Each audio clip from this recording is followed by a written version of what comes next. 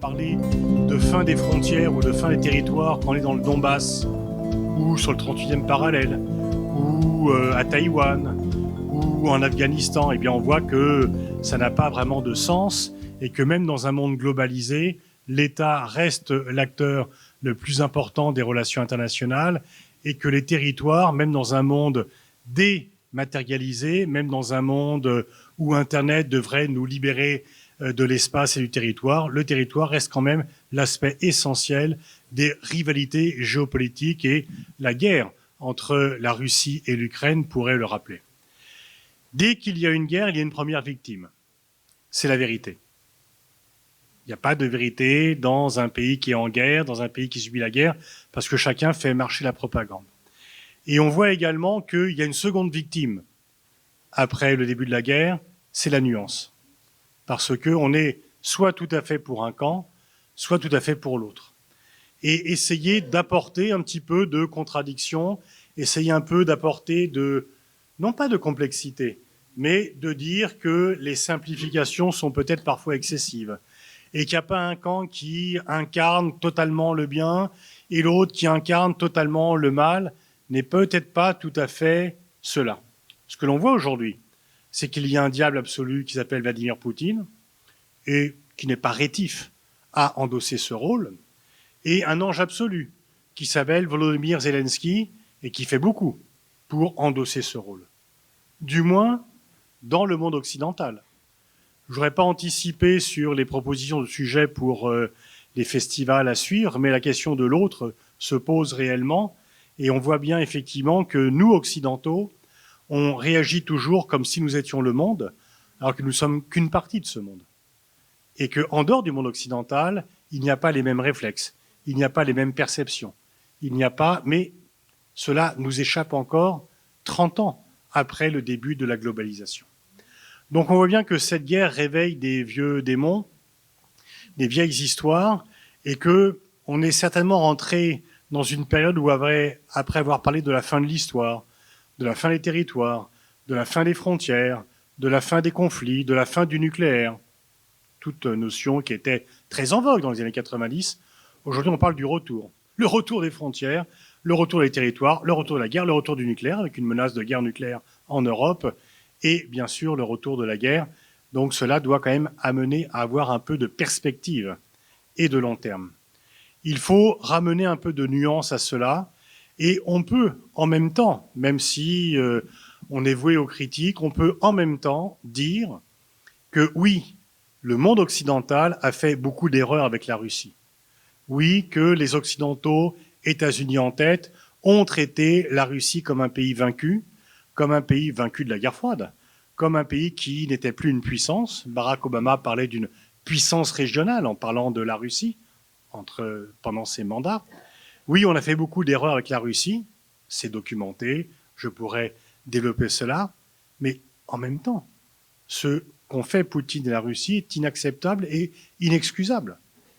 Et que l'on peut à la fois condamner la guerre d'agression de la Russie à l'égard de l'Ukraine et en même temps avoir des réserves sur le comportement des dirigeants ukrainiens depuis l'indépendance, avoir des réserves sur la politique que l'OTAN ou que les États-Unis ont suivi à l'égard de la Russie. Et que ce qui est important, c'est que si on a fait des erreurs, c'est de ne pas les recommencer et de réfléchir à cela. Mais on voit bien que les injonctions qui nous sont adressées en période de guerre, c'est qu'il y a des victimes, qu'il y a des coupables, c'est vrai. C'est vrai qu'il y a des crimes de guerre commis par la Russie en Ukraine. Il n'y a pas de moyen de le nier. Mais en même temps, si on veut réfléchir jusqu'au bout, il faut voir de quoi sont le produit de ces crimes de guerre. Quelles sont les erreurs qui ont conduit la Russie à agir à cela? Soit on pense que les Russes sont diaboliques par essence et qu'il faut les punir pour ce qu'ils sont, ou on pense qu'il faut les sanctionner pour ce qu'ils font, mais qu'il y a peut-être une autre histoire à écrire avec eux. Et en fait, par rapport à cette guerre qui a été lancée il y a maintenant 3 mois et 4 jours, qui rentre dans son 4e mois, eh bien, en fait, je n'ai pas beaucoup de bonnes nouvelles à vous annoncer cet après-midi. Et du temps des janissaires, on coupait la tête aux gens qui apportaient des mauvaises nouvelles. J'espère pouvoir profiter du buffet ce soir et ne pas avoir ma tête posée à côté de mon corps. Mais je n'ai pas beaucoup de bonnes nouvelles à vous apporter parce que cette guerre est porteuse de mauvaises nouvelles. Mais le pire, c'est que le pire n'est pas exclu. C'est qu'il peut y avoir encore plus grave que ce qui se passe aujourd'hui, d'où la très grande nécessité de ne pas céder à l'émotion. L'émotion peut nous guider. On ne peut pas rester insensible au viol des femmes. On ne peut pas rester insensible au meurtre d'enfants. On ne peut pas rester insensible au fait que des écoles, des hôpitaux soient bombardés et que des populations civiles soient l'objet de ces crimes de guerre. Bien sûr. Mais on ne peut pas, sous l'effet de l'émotion, prendre des décisions qui pourraient éventuellement venir aggraver le mal et qui pourraient venir nous conduire à une situation qui pourrait ne conduire qu'à la répétition des crimes qui sont faits. Heureusement que les pays européens ont réagi face à l'Allemagne de façon plus intelligente après la Seconde Guerre mondiale qu'après la Première. Et pourtant, la Première Guerre mondiale, je dirais que c'est une guerre classique entre États, chacun fait la guerre, chacun tue.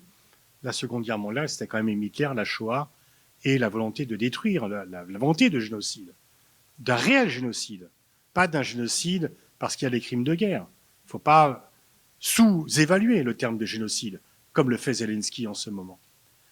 Et donc, on aurait pu dire ce qu'ont fait les Allemands pendant la Seconde Guerre mondiale est bien pire, et ça a été bien pire, que pendant la Première. Mais justement, on s'est dit, c'est parce que ça a été bien pire qu'il faut réfléchir et ne pas appliquer les mêmes méthodes qu'après la Première Guerre mondiale.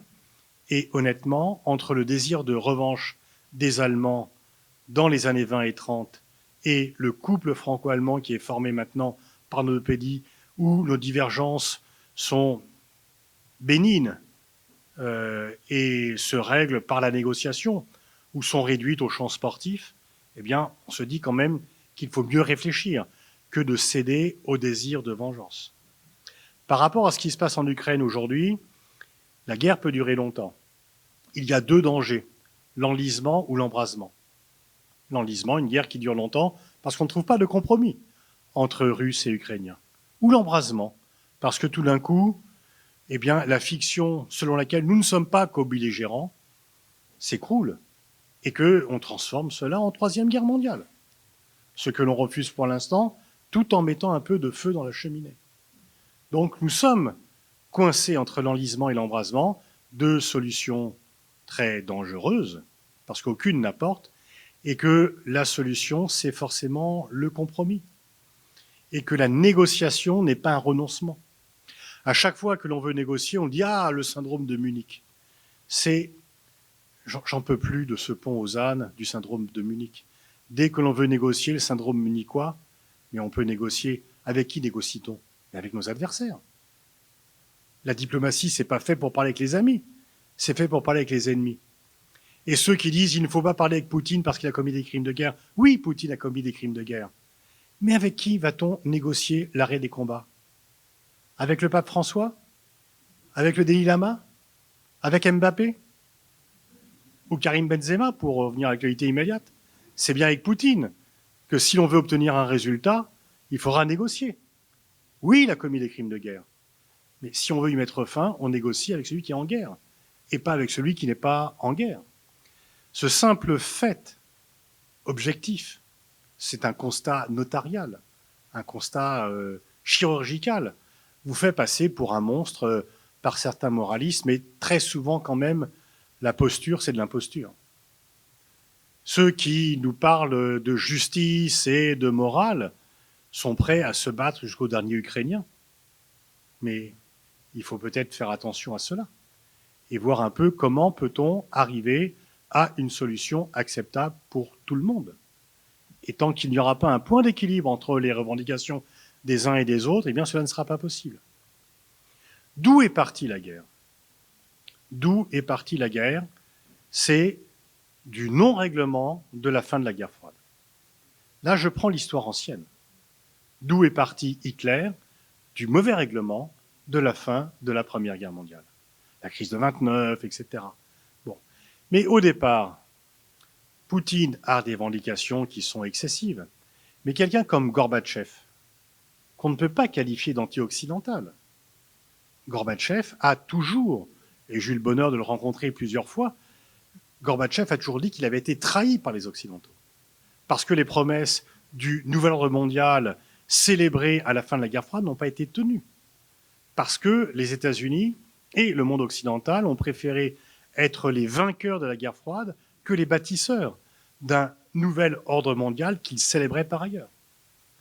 Donc le fait de vouloir transformer, Gorbatchev a tout accepté, le retrait d'Afghanistan, le fait que la guerre du Golfe en 90, qui n'a rien à voir avec la guerre d'Irak de 2003, soit une guerre internationale, pour la première fois menée par l'ONU, avec une décision collective. Gorbatchev abandonne un allié, l'Irak. C'est la première fois qu'une superpuissance ne met pas son veto pour protéger un allié qui a fait un acte tout à fait inacceptable. Il arrive en juillet 91 au sommet du G7 pour demander une aide. Mitterrand et Kohl, qui étaient déjà là, veulent l'aider. Et George Bush dit on a tout obtenu de l'URSS, c'est pas la peine. Yeltsin arrive et on s'entendra mieux avec Boris Yeltsin qu'avec Gorbatchev. Gorbatchev voulait renouveler l'Union soviétique, mais serait resté un partenaire. Et donc on a préféré avoir un partenaire hyper faible, titubant, comme Boris Yeltsin. Le PIB de la Russie a chuté de 50% entre 91 et 2000. Et donc, après, est arrivé Poutine. Mais dans d'autres pays que l'URSS ou que la Russie, les solutions autoritaires, quand vous avez une chute du PIB de 50%, sont plus sévères que cela. Et donc, Poutine a voulu rétablir la grandeur de la Russie. Il l'a fait à sa manière, de façon autoritaire et de façon brutale. Il n'est pas question de le présenter comme un démocrate, il a horreur de ça. Il n'est pas question de le présenter comme un défenseur des droits de l'homme, il a horreur de ça. Mais il a restauré la grandeur de la Russie, et c'est pour cela qu'il est impopulaire dans le monde occidental, y compris avant le déclenchement de la guerre, et c'est pour cela qu'il est populaire en Russie. Les raisons de son impopularité dans le monde occidental sont exactement les mêmes raisons de sa très grande popularité en Russie, parce qu'il a résisté aux Occidentaux. Et que les Américains et certains Occidentaux pensaient que les Russes allaient devenir européens. En 1997, ils ont signé un accord de partenariat avec l'OTAN. Et puis l'OTAN dit, bon voilà, la Russie va s'otaniser. Surprise, ils sont restés russes. Ils ne sont pas devenus européens. De même que, et j'aurai l'occasion d'en parler par la suite, que les Chinois ne vont pas devenir européens ou occidentaux. Et que ceux qui pensent que la globalisation est une occidentalisation du monde se trompent. Ces pays-là restent nationaux. Ces pays-là restent d'un orgueil et ils ont un sentiment national qui est dopé par les humiliations. Les années 90 ont été un toboggan pour le déclin pour la Russie. Les dirigeants russes en sont responsables. Boris Yeltsin a été d'une incompétence crasse. Si des oligarques se sont taillés des fortunes de façon tout à fait inconsidérée et inacceptable, c'est grâce à Boris Yeltsin. Donc les dirigeants russes sont pour quelque chose. Mais les pays occidentaux n'ont pas beaucoup aidé. L'élargissement de l'OTAN. François Mitterrand, dès 1991, avait mis en garde contre l'élargissement de l'OTAN qui, selon lui, allait crisper la Russie. En 1987, l'un des conseillers de Gorbatchev, Arbatov, avait dit aux Occidentaux « On va vous rendre le pire des services, on va vous priver d'un ennemi. » L'OTAN s'est débrouillée pour le regret. Parce que s'il n'y a plus d'ennemis, l'OTAN disparaît. Et que, en fait, Rome a commencé à décliner après le sac de Carthage et la disparition de Carthage. Donc l'OTAN s'est débrouillée pour qu'il y ait toujours un ennemi, pour au besoin le recréer. L'élargissement de l'OTAN, qui était vu comme purement défensif par les pays de l'OTAN, était vu comme étant agressif par les Russes. L'OTAN disait, mais nous sommes une alliance de démocratie défensive. Quand vous faites la guerre du Kosovo en 1999 et que vous attaquez la Yougoslavie, rappelez-vous qu'à l'image, on avait moins d'images de réfugiés à l'époque. Il y avait moins d'images de bombardements. Il y avait moins de gens qui ont été bombardés, qui pleuraient devant les écrans. Oui, c'est nous qui envoyions les bombes. Donc on en parlait moins. On était plus discret, quand même, sur cette affaire. Et donc, en fait, on ne peut pas dire que l'OTAN est une alliance défensive quand elle lance une guerre contre un pays de 10 millions d'habitants, 18 pays à l'époque, 10 millions d'habitants, qui n'a bien sûr pas l'arme nucléaire, parce que si la Yougoslavie avait l'arme nucléaire, on ne l'aurait pas attaqué. Et si aujourd'hui on ne fait pas la guerre avec la Russie, c'est uniquement parce que la Russie a l'arme nucléaire. Donc notre conduite est une ode à la prolifération des armes nucléaires. Et donc en fait, plus le démantèlement des accords de désarmement nucléaire entre la Russie et les États-Unis, le fait de renoncer, de déployer un système de défense antimissile qui est vu comme la remise en cause du statut nucléaire de la Russie, etc., etc., les Russes se sont sentis humiliés, considérés en 1994. Boris Yeltsin, pourtant peu rétif aux injonctions occidentales, veut virer Kozyrev, son ministre des Affaires étrangères. Bill Clinton l'appelle pour dire que Kozyrev est un type formidable et qu'il faut le garder. Et il le garde. Donc c'est contre tout ça que Poutine s'est battu.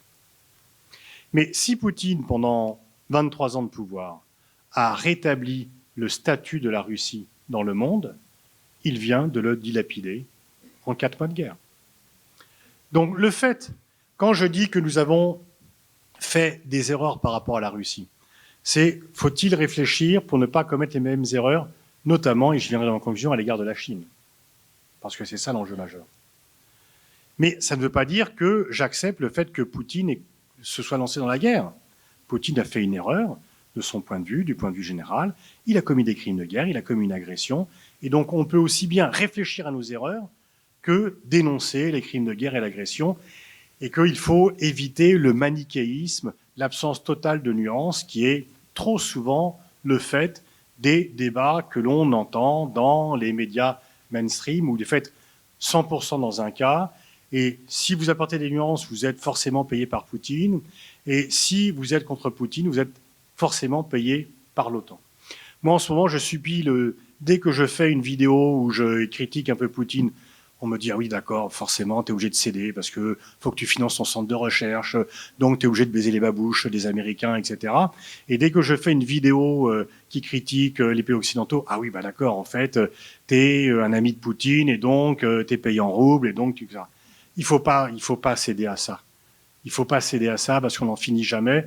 Et donc, il faut rester dans l'analyse intellectuelle des choses où les choses ne sont jamais tout blanc, tout noir, où il y a de la nuance, où il y a, bien sûr, des responsabilités principales. Elles sont du fait de Poutine.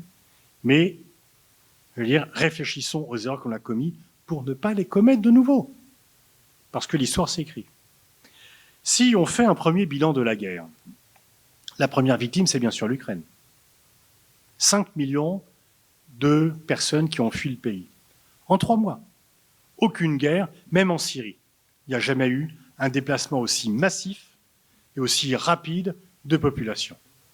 C'est vraiment tout à fait particulier. Des infrastructures détruites et je passe le récit des différents crimes de guerre qui ont été commis contre des groupes, contre les individus, contre les femmes, contre les enfants, contre les civils, vous le savez. Donc la première victime, c'est l'Ukraine. Des infrastructures détruites, 500 milliards, c'est le chiffre aujourd'hui du prix de la reconstruction de l'Ukraine. Et donc on voit bien que c'est un pays martyr.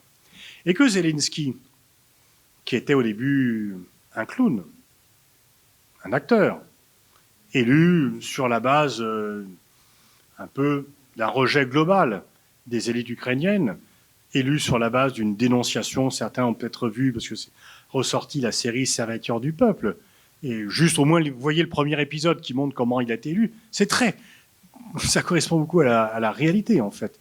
Il fait une vidéo, il se moque de pouvoir, et puis il est élu par hasard, mince, je suis président. Et donc Zelensky est élu président, la Russie le bombarde. Dans les premières heures de la guerre, on pensait que les Russes allaient pouvoir parvenir à Kiev. Et en fait, ça s'est joué à peu de choses. Parce que, mis à part les colonnes de chars, Poutine avait envoyé des forces spéciales pour se saisir de Zelensky, mais elles ont été zigouillées avant d'arriver au palais présidentiel. Donc, ils auraient pu mettre un gouvernement fantoche. Je crois qu'ils n'auraient pas pu l'occuper du jour au lendemain après, mais vous pouvez faire ça. Zelensky s'est révélé comme étant différent. C'était Chaplin, il est devenu Churchill. C'était un clown, il est devenu le héros de la résistance et de l'opposition à l'agresseur. Les Américains proposent de l'exfiltrer parce que sa vie est en danger. Il dit « j'ai pas besoin d'un taxi, j'ai besoin d'une aide militaire ». Donc, il est devenu une icône pas mondiale, occidentale. Il parle... Il y a quand même assez peu de dirigeants ou de leaders de peuples agressés qui peuvent à la fois s'adresser à tous les parlements occidentaux, au Festival de Cannes, aux Emmy Awards, à la Sorbonne, etc. Bon. Mais il n'est venu devant aucun parlement non occidental. Mais en tout cas, il s'est révélé. Il s'est révélé au point qu'il est devenu impossible de le critiquer. Si vous critiquez Zelensky aujourd'hui dans le monde occidental, vous êtes complice de crimes de guerre. Il peut se permettre de dire au président allemand Steinmeier « je veux pas que tu viennes ». Il demande l'aide des pays occidentaux, mais il peut dire « en toi, tu viens pas ». Il peut engueuler Macron qui dit que le terme de génocide n'est pas adapté. Mais juridiquement, il n'y a pas un génocide. Il y a un crime de guerre, c'est déjà suffisamment grave. De dire qu'il y a des crimes de guerre, c'est pas la peine d'inventer des termes qui ne correspondent pas à la réalité physique et juridique. Bon, mais Biden le suit, Macron non, il peut reprendre Macron, il peut venir, enfin il peut s'adresser au Parlement français et dénoncer les entreprises françaises qui sont encore présentes en Russie. Quand vous demandez l'aide d'un pays, généralement, vous évitez de le critiquer. Zelensky se croit tout permis. Et il demande plus d'aide militaire de l'OTAN et une adhésion express à l'Union européenne.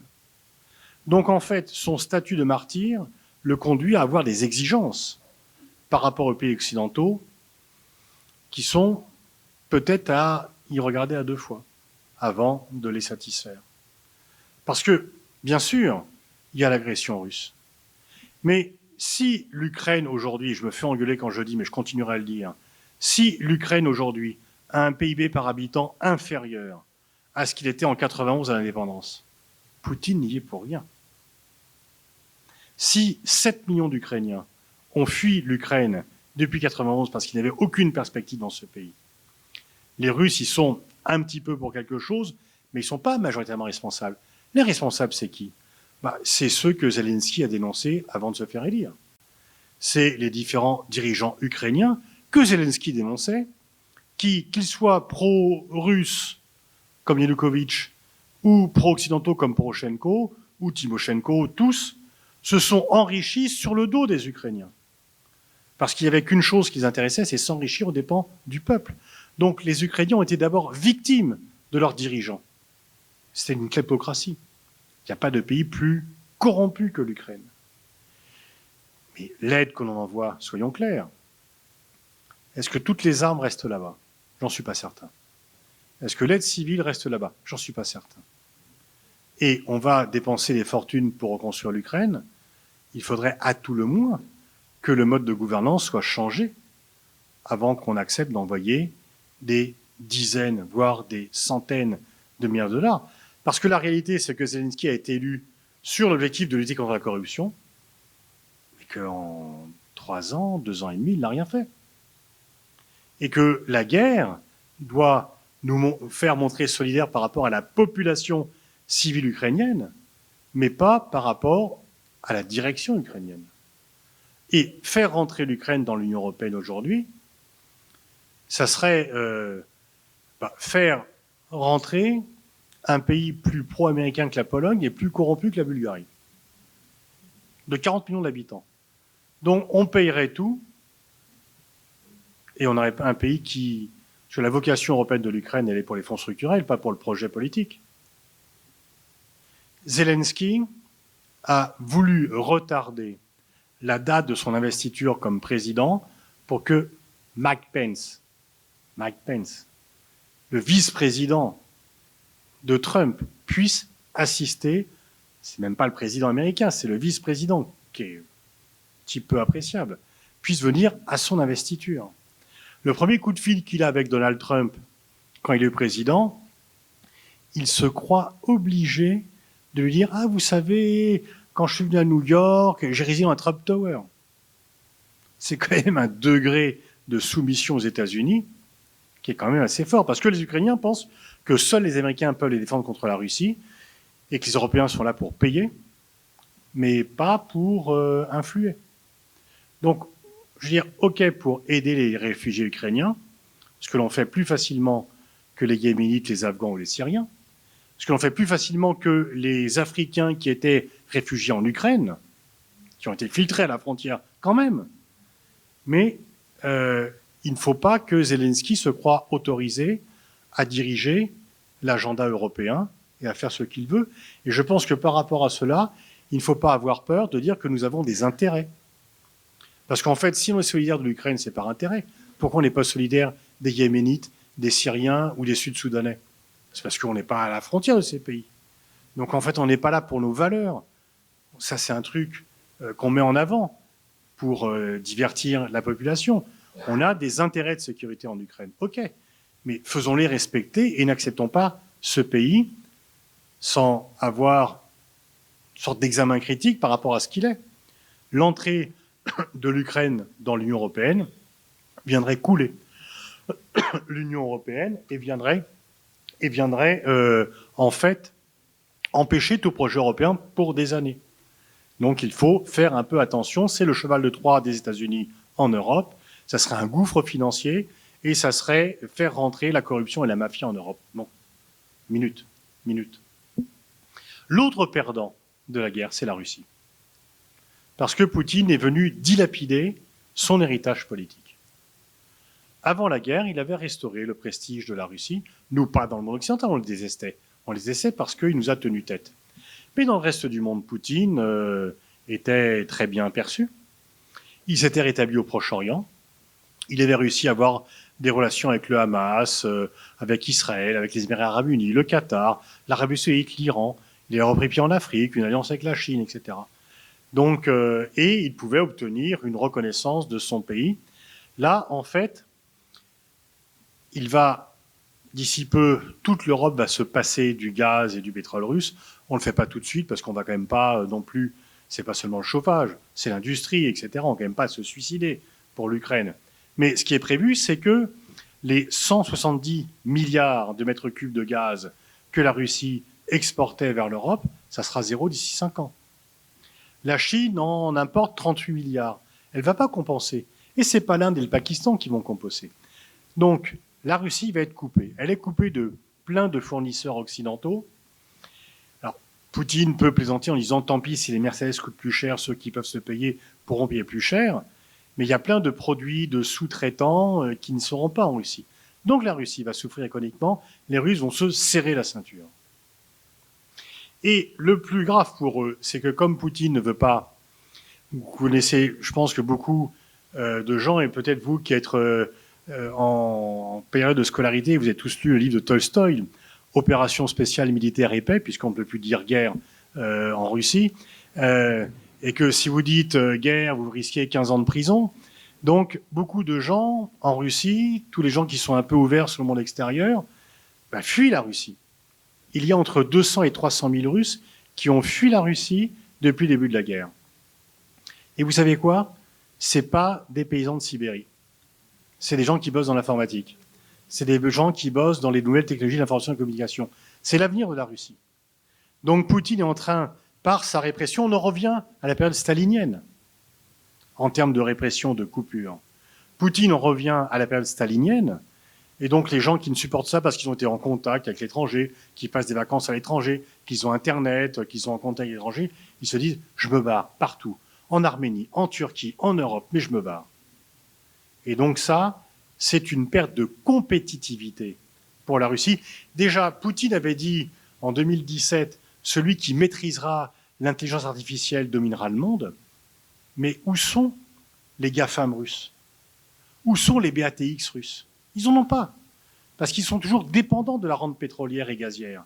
Parce que 23 ans après l'arrivée de Poutine au pouvoir, 75% des recettes d'exportation sont toujours du pétrole, du gaz et un peu du charbon.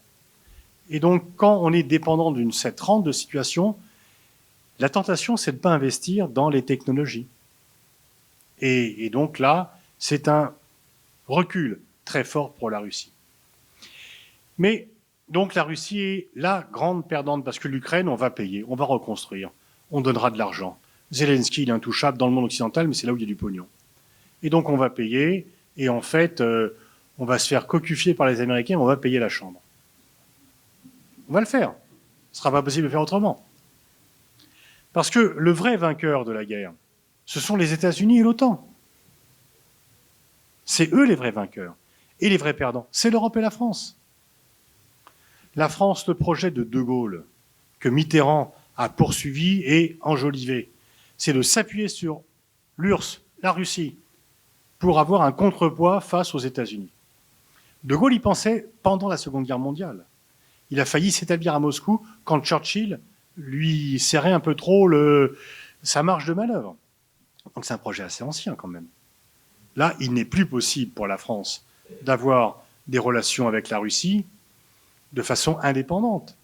Si Macron veut passer un coup de fil à Poutine, il doit s'entourer de précautions par rapport aux pays de l'OTAN, par rapport aux États-Unis, sinon on va le dénoncer comme étant munichois, comme étant un freerider, comme étant quelqu'un qui agit seul.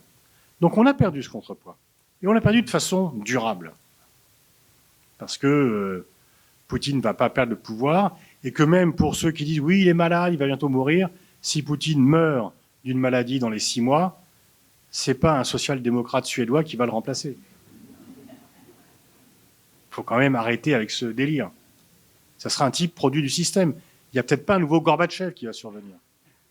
Parce que Gorbatchev, malheureusement, ça n'a pas marché parce qu'on ne l'a pas aidé jusqu'au bout. Donc en fait, ce projet, il est mort durablement. Il est mort, pas éternellement, mais il est mort à vue humaine pour le second mandat de Macron. Le projet d'autonomie stratégique européenne, qui est le cœur du projet gaulo-mitterrandiste. Forget it, oublions-le. Parce que tous les pays ne pensent qu'il n'y a qu'un seul jeu en ville, c'est l'OTAN. Et que vous dites autonomie européenne, vous passez pour anti-américain. L'autre jour, je fais une interview à la télé et je fais un constat, l'OTAN s'est renforcée. Il y a un type qui dit « Ah, il est contre l'OTAN ». Je fais un constat clinique. L'OTAN, si je dis qu'il pleut, je ne vais pas dire que je suis pour la pluie. Je fais un constat clinique. Mais tous ces mecs sont tellement chauffés à blanc que si vous dites « l'OTAN s'est renforcée », ils ont conclu « mais il est contre l'OTAN ». Il faut dire quand même à quel point de non-réflexion on est parvenu. Donc les projets d'autonomie, alors par contre, oui, je l'assume, j'étais pour l'autonomie stratégique européenne. Et je pense que l'OTAN n'est pas une bonne chose pour l'Europe. Mais dire qu'elle s'est renforcée, c'est juste un constat. Et donc, l'autonomie européenne, c'est mort pour au moins à moyen terme. Qu'est-ce qui est renforcé? Écoutez, qui parle encore de la débâcle de Kaboul? Le 16 août, 15 août, débâcle de Kaboul, dès le 16 août, y compris en Pologne, les gens se disaient, il faudrait peut-être réfléchir à un plan B quand même.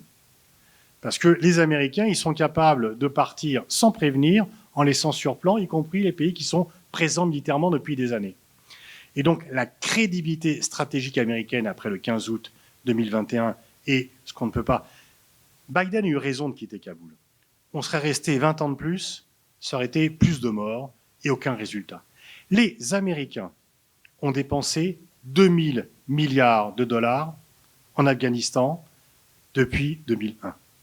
Alain Juppé parlait de problèmes démographiques hier. Je n'ai pas voulu l'interrompre. 20 millions d'habitants en 2001, 40 millions aujourd'hui, 60 millions dans 20 ans. Ça aussi, c'est un vrai problème pour l'Afghanistan. Et on avait le même problème au Mali, de façon assez curieusement comparable. Donc, on a dépensé 2000 milliards en Afghanistan. Les Américains ont dépensé 2000 milliards en 20 ans.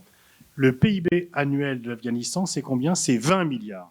Ils ont dépensé 100 milliards, 100 années de PIB dans ce pays. Pourquoi? Pour arriver, chasser les talibans, faire des morts, repartir et revoir les talibans au pouvoir. Dans exactement les mêmes conditions dans lesquelles ils sont partis, par rapport aux femmes, par rapport, etc. Il faut un peu réfléchir au sens des interventions militaires, au lieu de continuer dans les erreurs qui nous conduisent à cela. 2000 milliards. Si vous y ajoutez les 2200 milliards de dollars en Irak, ça fait quand même... le plan d'infrastructure de Biden qui a été refusé, c'est ça. C'est ça. Bon.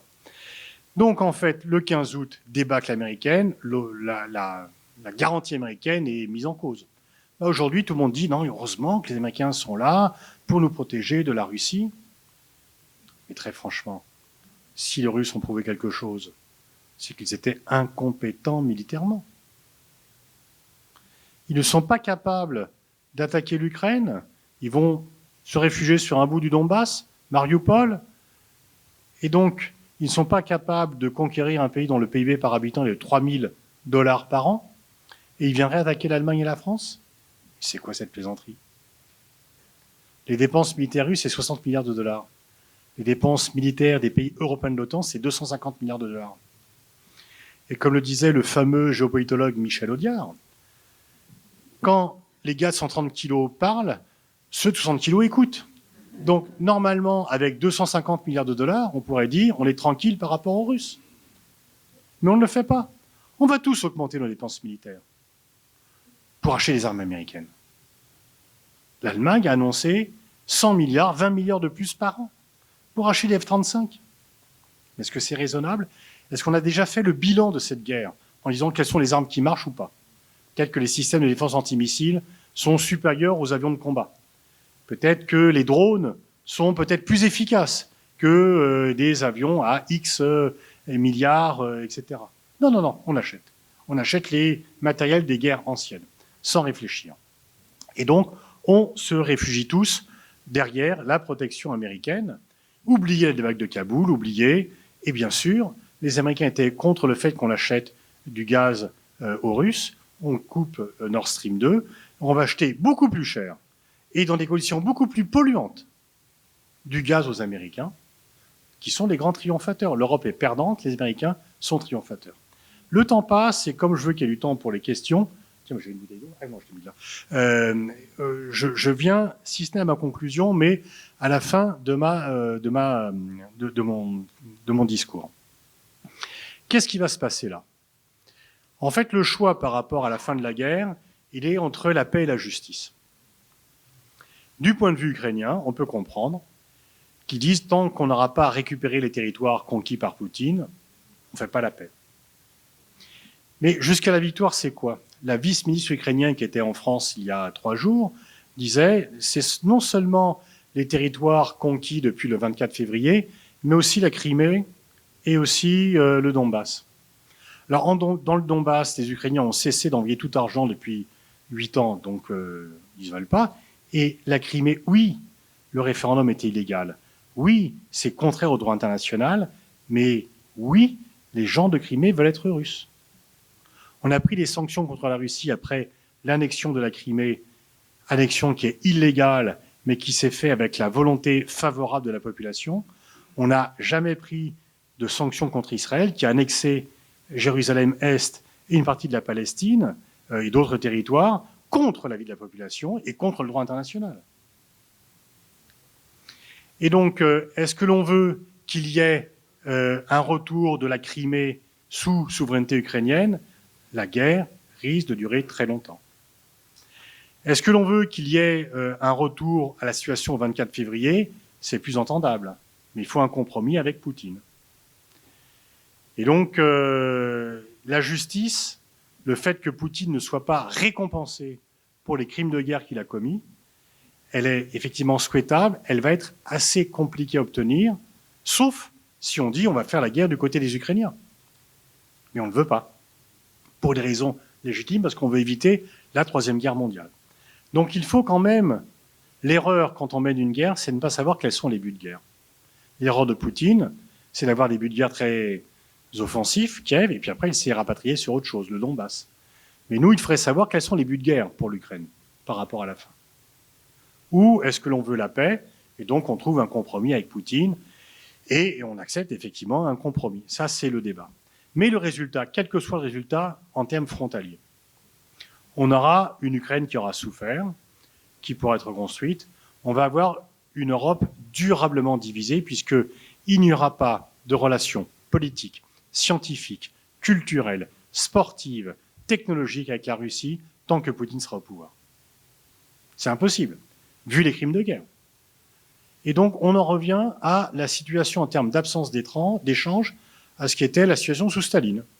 On en revient à 1953, entre la Russie et le reste de l'Europe. C'est pas possible de faire autrement, vu les crimes de guerre. Il n'y aura pas de changement au pouvoir, parce qu'on ne va pas à Moscou. On a pu se réconcilier avec l'Allemagne parce que Hitler est mort, et qu'on a jugé les criminels de guerre allemands, et que l'Allemagne s'est excusée pour ces crimes de guerre, pour la Shoah, pour tout cela. Poutine va rester au pouvoir, très probablement. Donc il n'y aura pas de réconciliation possible. Donc là, je vous dis cela, une fois encore, c'est un constat. Ni je m'en réjouis, ni je déplore. Il n'y aura pas de normalisation avec la Russie.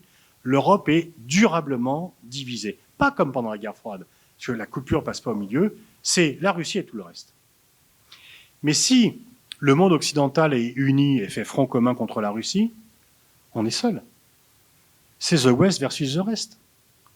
Parce que partout ailleurs, tous les pays ou presque ont condamné l'agression russe contre l'Ukraine. Aucun pays asiatique, sauf le Japon, l'Australie, la Nouvelle-Zélande, la Corée du Sud et Taïwan, bon, sauf les alliés du monde occidental. Aucun pays asiatique, aucun pays latino-américain, aucun pays africain n'a pris de sanctions contre la Russie. Pourquoi? Pas parce que, comme le disent certains, oui, ils n'ont pas de valeur, nous avons des valeurs universelles, etc. Ça suffit, cette chanson, quand même. C'est tout simplement parce que ces pays en ont marre de l'autre deux poids, deux mesures, qu'on ne prend pas de sanctions contre les États-Unis. Les États-Unis proposent que Poutine soit déféré devant la Cour pénale internationale, dont ils n'ont pas signé le statut. Et beaucoup d'entre vous ont vu ce qui fait rire, George Bush, qui dit oui, cette guerre inadmissible lancée par un seul contre l'Irak, contre l'Ukraine. Il a fait cette gaffe. Il a fait cette gaffe. Et les peuples du reste du monde s'en rappellent de Guantanamo, d'Abu Ghraib, des différentes guerres, de notre guerre catastrophique en Libye, etc. Et du fait que c'est toujours l'Occident qui veut sanctionner les autres. Le terme de sanction, c'est un terme occidental. Le reste du monde ne peut plus supporter cela. Et ne nous suivra pas parce qu'ils disent, les Occidentaux, en fait, c'est une guerre entre vous. Écoutez le discours que Lula a fait il y a 15 jours en disant, mais c'est une guerre entre Ukrainiens et Russes, chacun a des torts, etc. Ça ne nous regarde pas. Les Occidentaux n'ont pas à diriger notre manœuvre. Et si on pense que, comme auparavant, on peut dire au reste du monde, nous sommes les Occidentaux, nous sommes les plus forts, les plus valeureux, les plus vertueux, et donc il faut nous obéir, on va avoir un cruel retour de la réalité. Donc, je veux bien que la réelle politique, ça soit un petit peu cynique, etc., mais pour reprendre la formule d'un ami commun avec Jean et moi, Hubert Védrine, il y a pire que la réelle politique. C'est l'irréel politique. Le fait de bâtir une politique sur des non-réalités. Parce que là, ça conduit à des catastrophes, à de vraies catastrophes. Et aujourd'hui, quel est l'enjeu? En quoi ça peut devenir pire que c'est? Quel est le problème pour les États-Unis? Ce n'est pas la Russie, c'est la Chine. C'est la Chine. En deux mots, la Chine, 10% du PIB américain en 2001, lorsqu'ils adhèrent à l'OMC, 70% du PIB américain aujourd'hui. Et aujourd'hui, la question n'est pas de savoir si la Chine va dépasser les États-Unis, la question est de savoir quand va-t-elle le faire. Et la réponse, c'est d'ici une décennie. Quand vous passez en 20 ans de 10 à 70%, c'est quand même jamais vu. Alors les Américains disent qu'ils nous séparent de la Chine, c'est les droits de l'homme. Vous connaissez le proverbe chinois, quand le sage montre la lune, l'imbécile regarde le doigt. Mais évidemment que non, que ce n'est pas les droits de l'homme qui séparent la Chine et les États-Unis. Et quand je dis ça, je ne dis pas qu'il n'y a pas de problème de droits de l'homme en Chine. Oui, la Chine viole les droits de l'homme. Mais non, ce n'est pas pour ça que les Américains sont fâchés. Parce que quand la Chine était à 10% du PIB américain, la violation des droits de l'homme ne gênait pas les États-Unis. Que les Ouïghours étaient déjà réprimés, mais qu'il n'y avait pas de reportage dans la presse américaine et qu'on n'employait pas le terme de génocide. Et que, pour aller plus loin, quand Nixon et Kissinger vont à Pékin en 1972 faire une alliance de fait avec la Chine contre l'Union soviétique, la Chine n'est pas une démocratie helvétique. C'est bien pire encore. Il faut mettre chinois aujourd'hui que chinois sous Mao. Donc, mais c'est quoi ces plaisanteries que ce sont les droits de l'homme qui séparent? Et vous voyez en fait comment c'est une réflexion par rapport aux médias. Comment une chose vraie peut être fausse. Oui, la Chine ne respecte pas les droits de l'homme, c'est vrai. Mais non, ce n'est pas pour ça que les Américains vivront une relation conflictuelle avec la Chine. Parce que la Chine violait tout autant, et même plus encore, les droits de l'homme auparavant, et que les Américains s'en accommodaient. Ce qui gêne les Américains, c'est le rattrapage et le fait que la Chine, ce qu'on appelle le piège de Thucydide, que la Chine, parce que Sparte a lancé la guerre contre Athènes quand Athènes allait dépasser Sparte, et que Sparte n'a pas supporté cela, et que les Américains ne supportent pas qu'ils sont la première puissance mondiale depuis 1945, et qui pensent dès l'origine qu'ils sont le seul pays qui a une mission dans le monde de répandre la liberté, ne peut pas supporter d'être dépassé par un pays qui est en plus non caucasien et communiste. Donc c'est ça la vraie différence. Or, Que nous dit Biden depuis qu'il est arrivé au pouvoir? Il faut construire une coalition des démocraties contre l'axe des pays autoritaires, Pékin, Moscou. Cette guerre apporte de l'eau à son moulin. Parce qu'il y a cette photo, il n'y avait pas d'équipe russe officielle aux Jeux Olympiques de Pékin, puisque la Russie, avant la guerre, avait été exclue, non pas pour la guerre, mais pour des questions de dopage.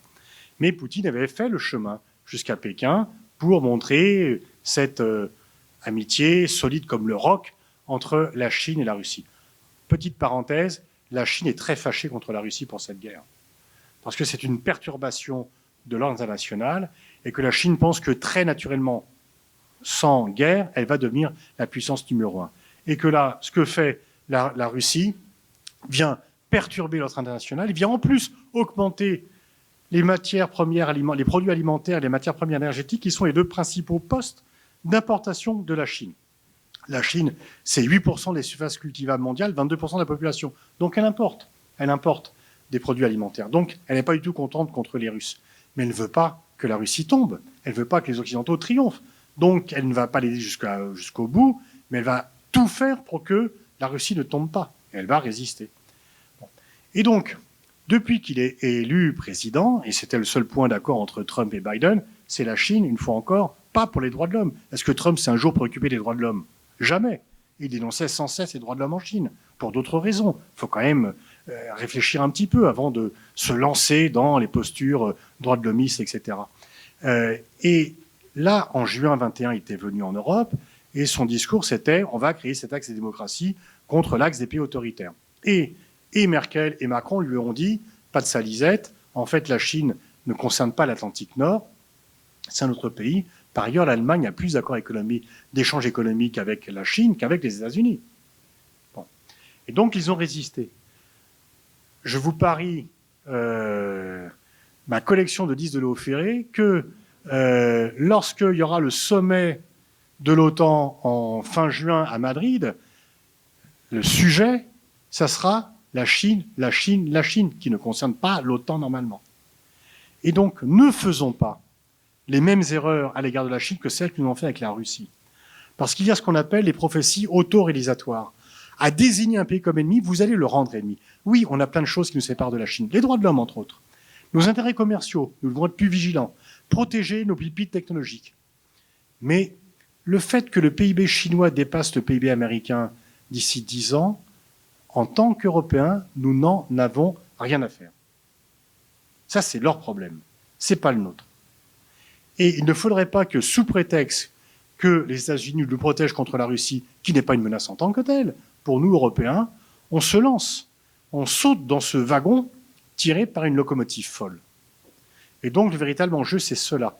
Allons-nous enfin définir nos intérêts de sécurité comme Européens, ou allons-nous toujours suivre ceux des États-Unis qui ne sont pas les nôtres, en permanence, et pas à chaque fois.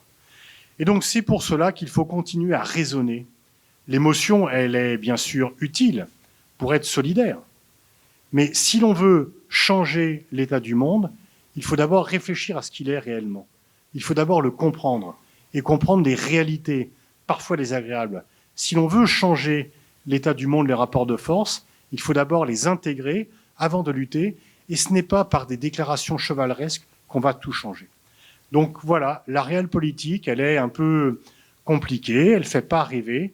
Mais c'est ça qui permet de finalement améliorer les choses. Et pour conclure, je citerai Egon Bahr, qui avait dit « si l'on veut modifier un statu quo, il faut d'abord le reconnaître ». C'est comme cela qu'il a pu parvenir, contrairement à ce qu'on l'accusait de faire, il a pu parvenir à la réunification allemande. Et donc, il faut d'abord travailler sur les réalités, non pas pour les accepter telles qu'elles sont désagréables. Elles sont désagréables. Mais si on veut les changer, il faut d'abord les comprendre avant d'agir. Je vous remercie.